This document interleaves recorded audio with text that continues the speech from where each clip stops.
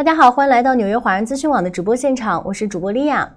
很多纽约华人朋友啊，到了40岁之后呢，就会发现一个问题啊，手机要拿远一点才看得清，菜单上的小字也开始模糊，晚上开车好像也没有那么舒服了。很多人以为是年纪到了，戴副老花眼镜就好了，但其实老花眼背后真正变化的是我们眼睛里的天然晶体正在慢慢老化。它不仅会影响你看近，也可能会让近视、散光、白内障这些问题一起出现。那么40岁之后老花眼到底该怎么办呢？是不是我们40岁就要戴老花眼镜了呢？有没有可能把老花眼、近视、散光一起规划？那换晶体到底是什么样的原理？过程复杂吗？要恢复多久？今天我们是特别邀请到了纽约的资深眼科医生 Dr. Raymond Fong 邝理中医生。邝理中医生呢，拥有43年的眼科临床经验，在纽约华人社区服务多年，长期专注于近视、老花眼、白内障及晶体相关的视力矫正方案，也在法拉盛、曼哈顿、布鲁克林帮助过很多华人家庭重获清晰视力。今天我们让邝理中博士一起帮我们讲清楚老花眼的矫正的全过程。首先先邀请医生跟我们打个招呼。Hi, Dr. Fong, thank you so much for being us today. Hi, Leah. How are you? I'm good.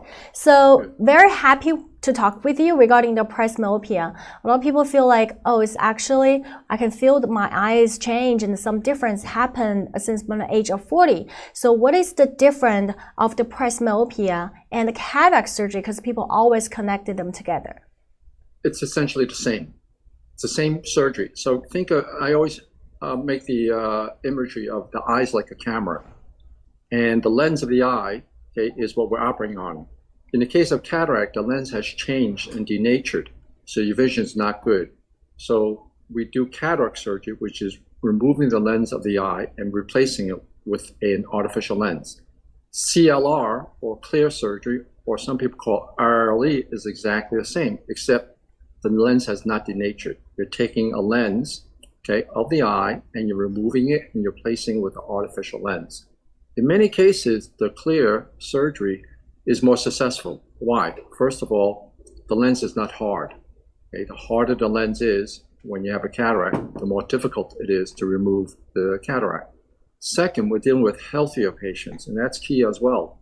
Unfortunately, a lot of people as they get older have diabetes, high blood pressure, a bunch of medical problems that preclude them from being able to have smooth cataract surgery. So in a way, clear is a way to preempting the need for cataract surgery later on, but it's exactly the same surgery. Got it. So a lot of people feel like, okay, just wear my reading glasses for now. The prescription may change, but just buy glasses every year until I develop cataracts to have cataract surgery. So in your opinion, I actually feel like doing the lens exchange earlier than cataract surgery, that'll be like better for them. Let me give you an illustration. This is what you see with people who need reading glasses. You know, they're looking like this, they're looking like down, they're looking up, okay, they're looking this way. When they go into a store when it's wintertime or raining, it's fogging up, they're peering in, they're using the iPhone, you know, with the light, you know, to, let's see, what can I see? It's not clear.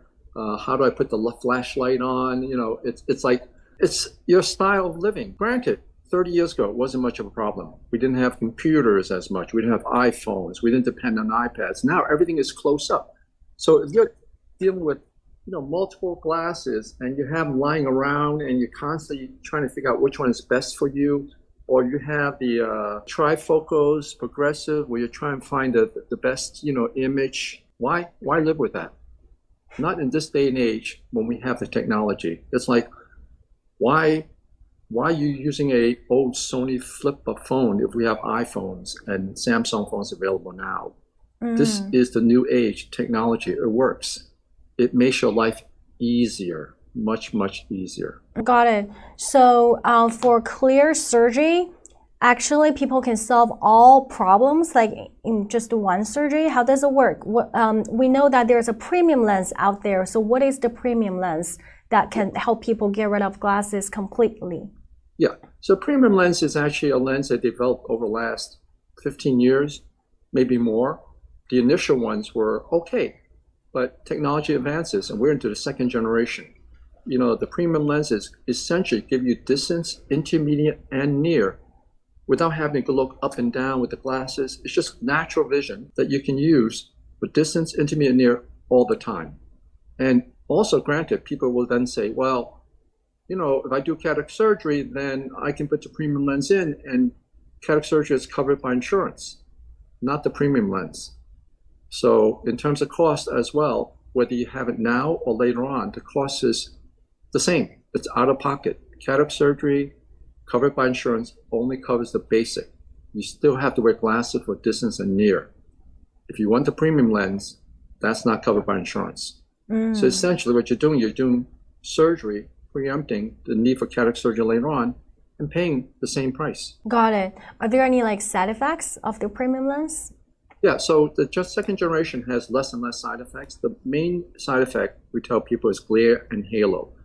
It's not debilitating glare and halo, but it's enough that for me, I want to be conservative. So if you have to drive at night, I would not recommend it. If you're, God forbid, you have 1%, 2%, and you come back unhappy, makes me unhappy. But otherwise, generally daytime, no problem at all. And like I said, at night, usually 98 to 99%, no problem. Okay. And you actually, basically your practice is the most busiest, the busiest practice in the New York City. And many of your patients had premium lens and had lens exchange surgeries. So I know some patients, even they travel from Hong Kong, travel from Puerto Rico, coming to you from out of state for surgery. So how does the surgery, the process take, usually? Okay, I won't say we're the busiest, but I've been around probably the longest time, and we probably do the most, if not the most, for Asian eyes. Asian eyes are different, and we know the circumstances that make them different, so we know how to tailor that. Out-of-pound patients actually now comprise about 20% to 30% of our refractive surgery and laser. They come even from China sometimes.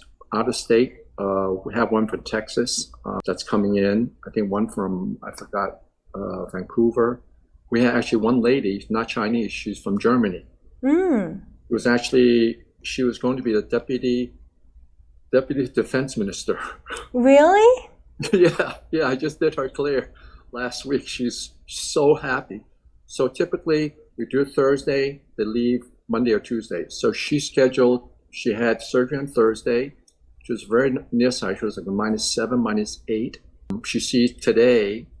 I got the report 20/20 on both eyes, 20/20 near.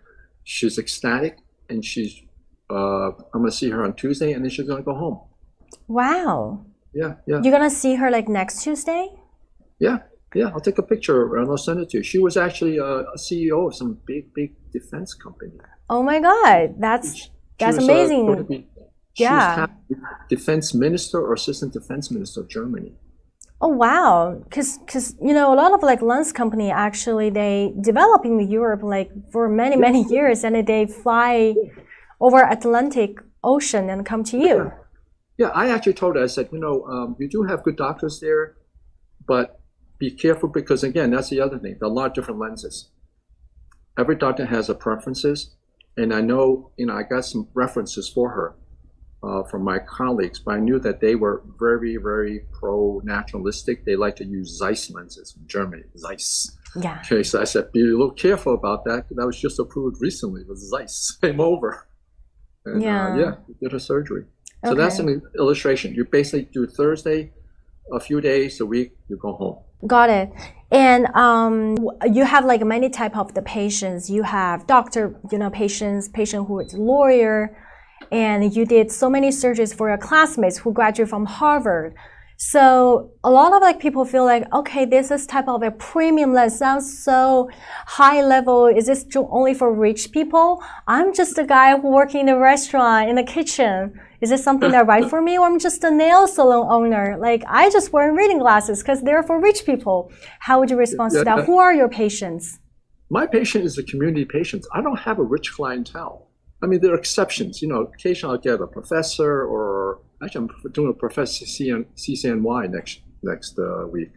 No, but typically they're normal people.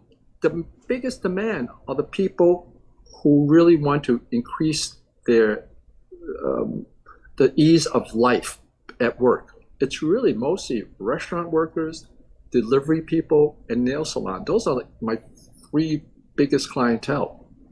You know, at the nail salon, at the end of the day, the eyes are always strained, they're always tired. In the restaurant, the lady told me, I'm constantly using my glasses. I can't see, you know, especially in the steam in the kitchen. Delivery people, they're constantly riding, you know, in the bicycle. They need the glasses. If glasses fall off or are tilted, they can't see. It's really run of the mill. That's my patient population.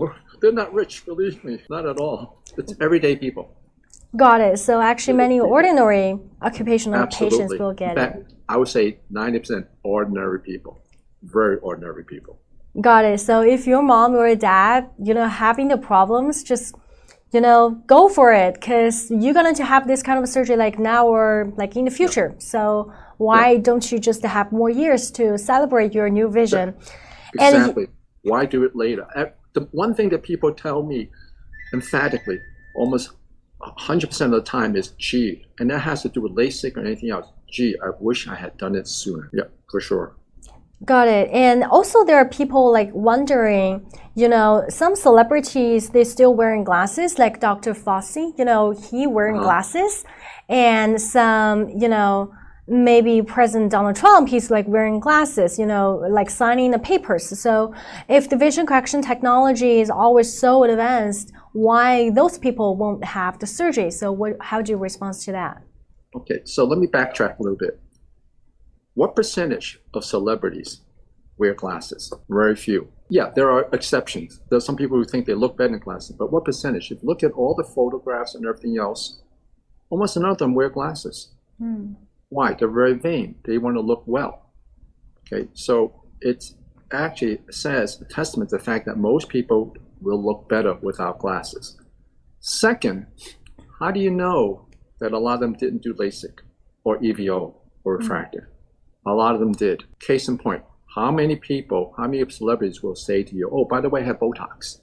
Okay, I had a nose job. I had plastic surgery on my breast. See, I look better. No, the idea of a celebrity is that they're perfect human beings.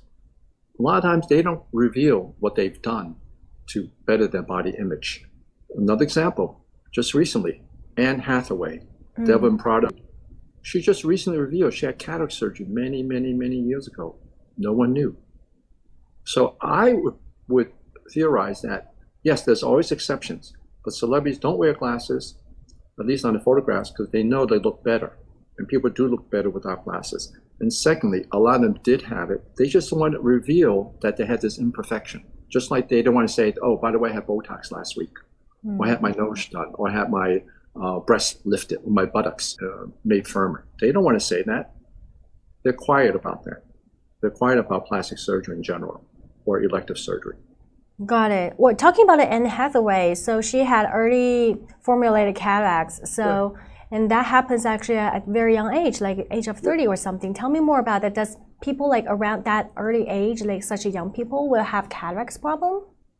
Yeah, there are. There's certain categories. Like if you've taken steroids in the past, that's the major category. Let's say you had bad asthma, you were given steroid injections. Or you have diabetes. Those are two major ones. But sometimes it just occurs. I just had a patient last week, 42 years old, dense cataract on one eye, totally healthy. So he says, how often do you see that? I said, I don't see it that often, but I see it enough to know that it can be normal. So yes, I do see it. And the higher the myopia, the more nearsighted you are, the more chance you get early cataracts. So that's very important for people to have an annual checkup. Especially very nearsighted people. Not only cataract formation, glaucoma, but more important, retinal problems, retinal holes, tears, retinal detachments. That's major. Okay. So even though they had refractive surgery done before, it would be like still higher chance for them to get early cataracts with glaucoma? No.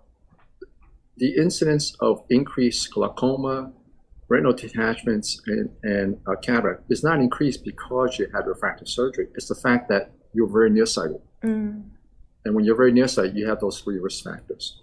So I have many patients coming in, had LASIK 20 years ago, 15 years ago. They come in now, oh, my vision's not good anymore. What's going on? Guess what? You have cataracts. Oh, was it caused by the LASIK? No, it's because you're very nearsighted. That's really the major problem. You were nearsighted. You had a weak eye to begin with. We fixed the vision, but we can't fix the weak eye. Good news is that now you have a cataract. You want to maintain your distance and near vision. We can do the surgery and put that special lens in that gives you distance and near. Take away the glasses again. Keep it so that you don't have to be compromised with glasses. Got it. So I'm very happy to know that there's always like new technology that can actually save our lives, because I was super myopic. And actually I got following so many questions they're collecting by me, actually from your real patients' messages on WeChat. Yes, you do have a WeChat. So if anybody wanted to make a free consultation on WeChat, you can actually scan the QR code. 或者是添加 NYIS Dr. Fong 是有 WeChat service 微信服务的。So people ask questions on WeChat. Let's see what did they ask. 来看一下。So patient 1 said, I am 53-year-old. I have high blood pressure and I got +3 reading prescription for presbyopia. Am I a candidate for kind of surgery that can actually help me get rid of my glasses like forever? So what do you think, like high blood pressure at a young age? So two things. First of all, regardless of whether you have high blood pressure or even diabetes or a lot of medical problems, it doesn't really affect the eye surgery unless it's something severe, like severe diabetes or Alzheimer's or Parkinson's. But typically, you can have these medical problems. Think of it as nothing to do with the eye surgery itself. Secondly, for a 53-year-old, the +300, that's a lot of reading glasses. I suspect she's also a little farsighted, which means her distance vision, although she thinks it's good, is not 100%. Typically, a 50-year-old will wear +2 at the most. So +300 also means that it's really debilitating. It's a thick pair of reading glasses. And the answer is yes. Should be an ideal candidate. Okay? You can have distance and near and no more thick reading glasses. And by the way, if she doesn't, those reading glasses will get thicker and thicker. She'll probably wind up wearing a 350 to 400 in about 5 to 6 years. Oh my God. Okay, got it. Thank you so much. I will forward your message to this person. So let's see the second question. 第二个问题我们来看一下。So this patient asked from your Redbook group chat. 5 years ago, Dr. Fong, I had laser vision correction surgery with monovision done by another doctor, but I never really adapt to it. I often feel like my vision is unclear. My eyes get very tired and sometimes feel dizzy. I still do not wear any glasses. I don't want to wear any glasses, but one of my eyes was left about -1 diopter for like monovision. And now the eye was corrected for distance, also feel a little bit blurry. In my situation, can I still consider lens replacement after these kind of the surgery? So it brings up some very interesting points. I don't have enough information to give her a definitive answer. Number one, how old is the patient? Mm-hmm. So typically, if you're talking about CLR, clear, we like to do it at about in the early 50s at the earliest going on. Usually younger people, like 40, 41, we still like to do monovision. That being said, most people do get used to monovision. I'm a case in point. I had it done early on. I'm very used to monovision. But the key here is, why is the distance vision blurry? Is he or she developing cataracts? Maybe that's what the problem is. And yes, if he or she is old enough and it's cataracts, or even without cataracts, you can redo it and put the clear in. So I've had LASIK patients who I've done many, many years ago, in the 20s, they're now in the 50s. They come in, we do clear. So it can be done. But I don't have enough answers for this patient because I don't know enough about the patient. Okay, got it. And let's see the question number 3. We actually got a lot of people ask about floaters. So I am 54 years old with around -5.7 myopia. It is very precise, data. Yeah. And I also have floaters and a presbyopia. Am I still a candidate for this type of the surgery? So I want to talk about the floaters. So floaters is actually, if you think of the eye, is almost like a grape, and inside there's some jelly. Okay. Sometimes the jelly degenerates, and that causes floaters. It's actually a very natural aging of the eye. However, sometimes it's not that natural. It could be a sign of a retinal tear or hole or something with the retina. And that's what I mean. People are very nearsighted, especially 500, 600. That's considered high myopia. You're more at risk for retinal tear, retinal hole, retinal detachment. So definitely see the eye doctor. Make sure they dilate the pupils, dilate the eyes, and take a good look to make sure there's no weak areas. That being said, the minus 500, 575, ideal, especially if someone who's like 50, 55 years old, ideal for clear. Because you're not only dealing with presbyopia, and that's the other thing. A lot of clear surgery, if the person has 20/20 vision for distance and wears some mild glasses, I would not recommend clear. I mean, you're dealing with a problem, yes, but it's not a significant problem. It's really people who have both distance and near vision. Those are ideal candidates. Or people who have such high reading glasses, like the first lady, who has to use it all the time, like a nail salon, then. But if somebody's just wearing reading glasses occasionally and has great distance vision, I don't think you need to do it. I think that it's not going to help the lifestyle as much as the other people. For this minus 575, they're very happy with that, extremely happy, because they need thick glasses for distance, thick glasses, or taking, again, off the glasses to read. Got it. So will they see more floaters after exchange? They might see more floaters. Again, floaters, because now the vision is very, very clear. But most of the time, you adjust to it. Typically, you see the floaters when you're tired, when your eyes are not accommodating. It's almost like, as one doctor pointed out to me, imagine you're wearing a watch. You want one for all the time, but sometimes the watch is a little heavy and you notice it, especially when you're tired, okay? Or you're wearing a pair of pants and not quite fit. You don't notice it when you're tired. When you're not tired, you don't notice it. It's something that is there, but I think most people adjust to it only when they're tired, they notice it more. And most important, they're worried about it. Yeah. Just like they're worried about, if I use my glasses too much, if I read too much, if I strain too much, will it affect the health of the eyes? It doesn't at all. So actually your mindset actually will affect how well your brain detected those floaters. Exactly. Your brain is able to adjust. Your brain is wonderful. That's why with monovision, your brain adjusts 90% of the time. Got it. And I have a question. You actually already answered that. So if the patient have diabetes, it actually won't, affect too much unless they're very severe condition. Yeah, and with diabetes, the main complication of diabetes in the eye is bleeding in the eye. And so, especially if you've had diabetes for 10, 15 years, unfortunately, Chinese, at least in my community, again, it's ordinary people. They don't get the checkups that they need. And a lot of times they come with bleeding in the eye. And I asked them, how long have they had diabetes for? They said, only 1 or 2 years. No, it's not possible. They've had a long, long time.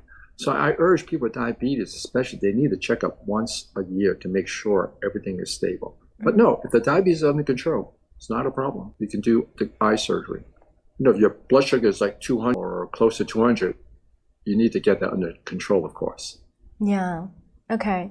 Let's see the question 5. 第5个问题我们来看一下，因为刚刚第4个问题已经回答过了。So actually there are 2 questions together. I feel like they're just a well contrast. So I am 42 years old and I have both myopia and presbyopia. Can I do this kind of the procedure now or should I wait until I am older? For 42 years old, I would say do LASIK with monovision. Why? You're 42 years old, you do LASIK, you have some monovision corrected. It will last 10, 15, 20 years. I'm an example. I actually had LASIK done when I was 42 years old. I am now 70 years old. I still enjoy the monovision. I think it's a little too early to do clear. I think that our technology 15, 20 years from now will get better. That's when she will probably be a candidate for clear. So my cutoff for clear is usually early mid-50s and older. Somebody as young as 40 years old, I would say do some monovision. In fact, what I do is I truly preempt it now. People who are 35, 36 years old, I say to them, maybe instead of giving full correction, leave a little mono in because 5, 10 years from now, you're going to need reading glasses. If we leave a little bit near sight in, you won't need reading glasses. So my whole philosophy is to make things last 10, 15 years at minimum. So a 42-year-old, I would do LASIK. Okay. And the next question 也是在问题5上的下面也好，我们来看一下。So I am 59 years old, actually it's like close to 60 years old with presbyopia. I heard from my friend that she had LASIK done to correct presbyopia. So am I still candidate for laser monovision correction for that? No. So 59 years old, you can't do enough monovision. You need much more than that. She would ideally be clear. I would not do LASIK on a 59-year-old. Also, the fact 59 years old, there's a higher chance she would develop cataracts later in the future. And again, the LASIK would not give you enough of the reading vision that you want. So again, early 50s on, you're really not a candidate for LASIK with monovision anymore. You're more ideal candidate for clear CLR. Early on, before then, yes, LASIK with monovision. Got it. Thank you so much. So we actually get so many questions from your group chats, and each people gave them the age and prescriptions. But ultimately, eventually, I feel like the theory is very simple. So actually, under 50-year-old, more consideration of the LASIK monovision, or like about 50-year-old, maybe the good candidate for clear. Is that right? So there's no strict cutoffs. For example, there was the 42-year-old, just mentioned 42-year-old. I'm doing a 42-year with EVO, not LASIK. And the reason is because she's too nearsighted to have LASIK done. So my cutoff, and it will change in the future, I think it depends on the technology. But typically, I would say 53, 54 and older, definitely clear. 45 and younger, more LASIK. The spot that depends on the patient is 45 to 52. What should we do with them? It depends on the amount of nearsightedness or astigmatism or presbyopia that they have. And it's an individual case-by-case basis. So it really comes down to you need the screening, you need a good counseling. We need to know enough information about you so that we can give you the right type of procedure to do. Yeah, you actually send people back. After many years, they've done LASIK and they still have a wonderful distance vision, and you have to send them back. I told you, I think 3 sisters from Florida, they came up and they said, oh, we have LASIK done, but now we want to correct the presbyopia. And I said, your vision's 20/20. All you need is like a little bit of reading glasses. I'm not doing it. Wait, it's not. So again, yes, you can theoretically do it, but if it doesn't bother you that much, don't do it just for perfection. Do it so that your lifestyle is better. If you just need reading glasses occasionally, yes, I can, but I say when you really need the reading glasses, or you need progressive glasses, or you need something that really bothers. If you're in a nail salon, yes, that's more of a reason why. But just the fact that you don't want to wear those occasional reading glasses, yeah, so I actually reject a lot of them. Right. I feel it's actually, it is what it is. I mean, a lot of people actually just want it to be perfect. They want their eyes, vision always, they're looking for perfections, but actually the surgery results are largely dependent on how you expect it, That's a great point. It's expectations, sometimes not results. I can get a 20/20 person who's very unhappy. Totally unhappy. I had one once. It was someone who was going to go to the police department and wanted to join the police force, and he was crying the next day. His vision was 20/20. I just, in my mind, I said, I hope he never carries a gun. You can have 20/30, 20/40, some of my cataract patients, because they have some macular degeneration or something else. They're the happiest people. It's really expectation. You can't get perfection. What you want to do is get it so that you're just happy enough you can go on with your life without having to wear glasses or something else like that. It's really expectation driven. I totally agree with that. Got it. Thank you so much, Dr. Fong.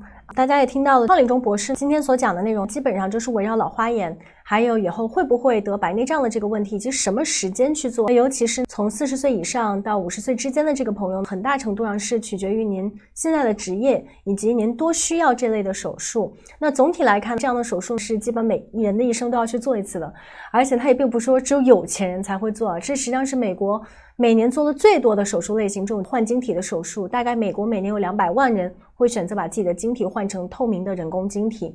那问题就是要不要选带度数的，以及你在什么时间去做。所以它并不是说只有医生、教授或者是有钱人才会选择的手术。像餐馆里的公公婆婆，或者是说你是一个开美甲店的阿姨，或者是说你只是一个 Uber driver， 或者是说你是送货司机，那可能只要这样的手术能够改变你生活当中的不便，那它就是值得的。而且它也并不是说是一个不可负担的一个事情。如果是做 payment plan 分期付款，这里提供零利率分期付款，2年的分期付款下来每天只有14块钱。那现金价格我们也直接打到公屏上，大家可以直接去截图。如果感兴趣可以扫描屏幕上方的2维码，或者是添加微信号 NYS1。那 Dr. Fong 邝理中博士呢有24小时的中文团队为您解答疑问。那时不时呢他也会直接视频的去告诉大家就是您想问的问题的答案。那当然还是欢迎大家来法拉盛、曼哈顿和布鲁克林的办公室来预约咨询检查，看看你的眼睛到底是有什么样的情况，可能也有机会直接在当天见到医生本人。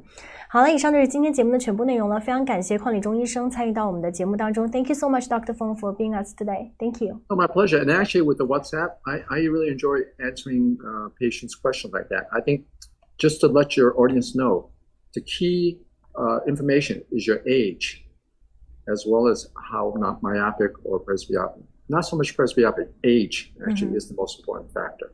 That will give me more information.Okay, got it. Thank you. Thank you so much. 那如果感兴趣的朋友也可以留下您的年龄加度数，我们邀请医生来为您做现场解答。